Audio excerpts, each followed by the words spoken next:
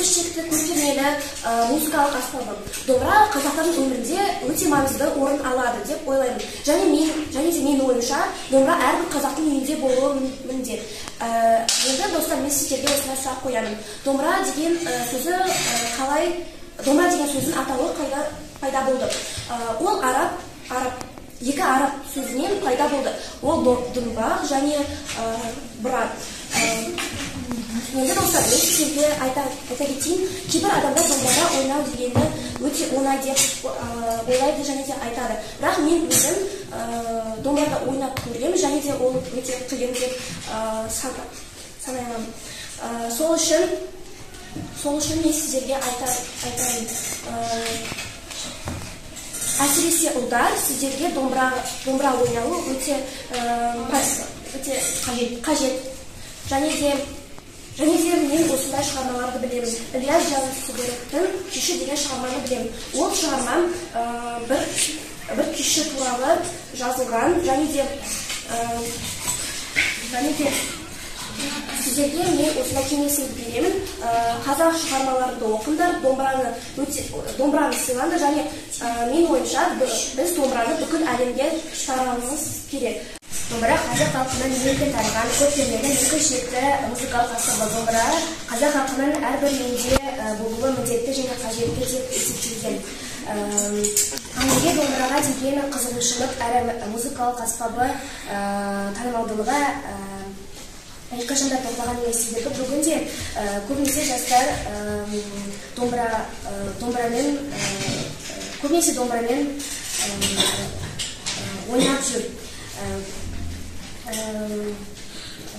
Ұлы жазушы Қадыр Мырза әлінің «Нағыз қазақ емес, нағыз қазақ домбыра» деген сөзінің өте зор мәні бар.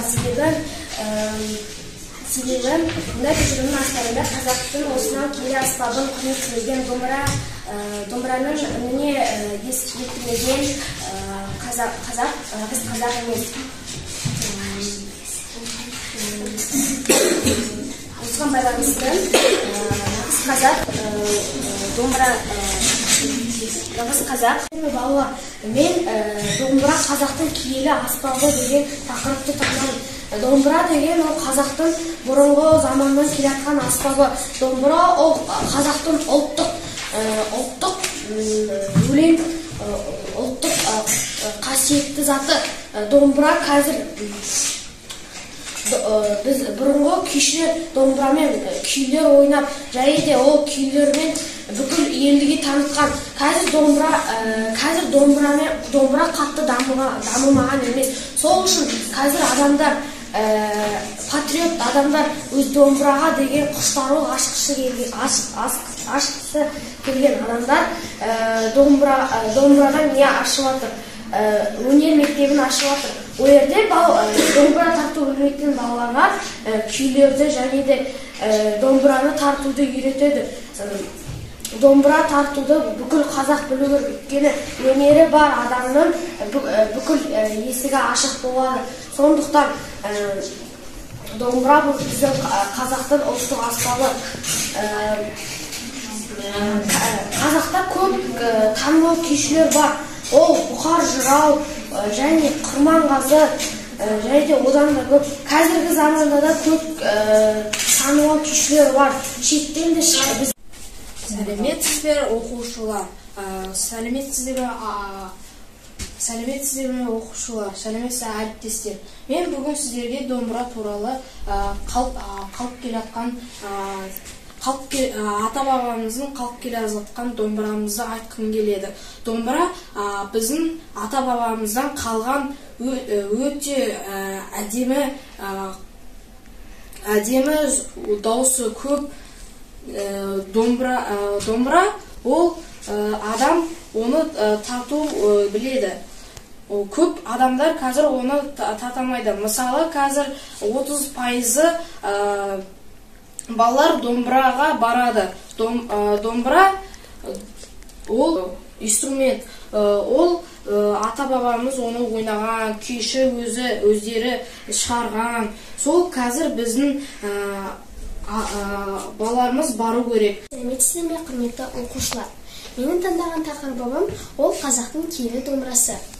Бұрында ата-бабамыз домбыраны киелі аспап болған, қазақтың атақты күйшілері бар, мысалы Құрманғазы, Дина Нұрпейісова және тағы басқалары. Нағыз қазақ домбыра. Мысалы, мен домбыраға қатысамын, атақты күйлерді тарта аламын. Домбыраның құрылысы, құлағы, мойны, пернелері және тағы басқалары. Мен өскенде атақты күйшілер сияқты болғым келеді. Мысалы, күйші поэмасында домбыра туралы айтылған және Ақсақ Құлан аңызында күй ойналған. Ал сіздер күй тыңдап ойнайсыздар ма? Домбыра қазақтардың тұрмысында кеңінен тараған музыкалық аспап. Қазақ домбырасы бұл қатты ағаштан жасалған екі шекті шерпелі аспап. Домбыра өзінің маңыздылығын бүгінгі күнге дейін жоғалтпаған. Көптеген музыканттар домбыра өздерінің композицияларына домбыраның дыбысталуын қолданады. Қазақ домбырасының құрылысы әр өңірлерде басқа болып шығады. Мысалы, батыста Каспий жақтарында жағалау аймағында домбыра тамшы сияқты болады. Мойны ұзын, жіңішке болады. Ал біз жақтарда домбыраның мойны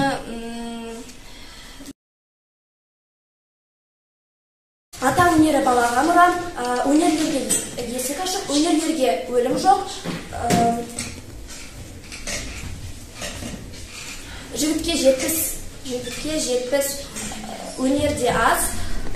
Сөз өнері өнерден. Жұмыс қылып бой түзе, өнер туып ой түзе. Жігітке жетпіс өнерде аз, өнерлі адамға есік ашылады. Өнерліге есік ашық, қол өнері кілемде, сөз өнері өлеңде. Темір кесен қысқа кес, ұзартуын оңай. Ата өнері балаға мұра, жігітке жетпіс өнерде аз.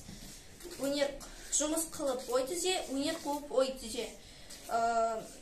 Қол өнері кілемде, сөз өнері өлеңде. Ұзын сөз қысқа болмас, үлгісіз ұста болмас.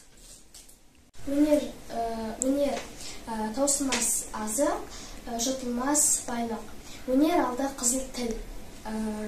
Өнерді үйренді жирен. Өнер қанат, білім санат. Ел іші өнер күші.